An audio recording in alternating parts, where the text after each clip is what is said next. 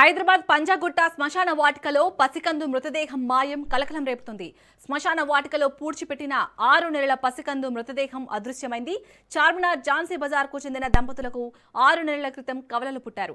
అనారోగ్యంతో బాధపడుతున్న కవలలకు బంజారాహిల్స్లోని ఓ కార్పొరేట్ ఆసుపత్రిలో చికిత్స అందించారు. అయితే చికిత్స పొందుతూ గత శనివారం ఓ పసికందు మృతి చెందింది. దీంతో కుటుంబ సభ్యులు పంజాగుట్ట హిందూ శ్మశాన వాటికలో మృతదేహాన్ని ఖననం చేశారు. మరో చిన్నారి కూడా ఆదివారం రాత్రి చికిత్స పొందుతూ మృతి చెందింది.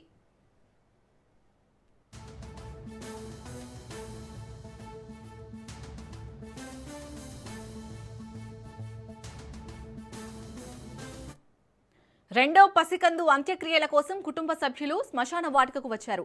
ఈ క్రమంలో మొదటి చిన్నారిని పూడ్చిన ప్రాంతంలో గుంత తీసి ఉండటాన్ని గుర్తించారు. గోతిలో మృతదేహం కనిపించకపోవడంతో కుటుంబ సభ్యులు షాక్కి గురయ్యారు. రెండో పసికందు అంత్యక్రియలు నిర్వహించిన అనంతరం ఈ వ్యవహారంపై బంజారాహిల్స్ పోలీసులకు ఫిర్యాదు చేశారు. దీంతో కేసు నమోదు చేసిన పోలీసులు దర్యాప్తు చేపట్టారు. శ్మశాన వాటిక కాటి కాపరులను అదుపులోకి తీసుకొని విచారిస్తున్నారు. అయితే ఈ విషయాన్ని బంజారాహిల్స్ పోలీసులు గోప్యంగా ఉంచడం చర్చనీయాంశంగా మారింది.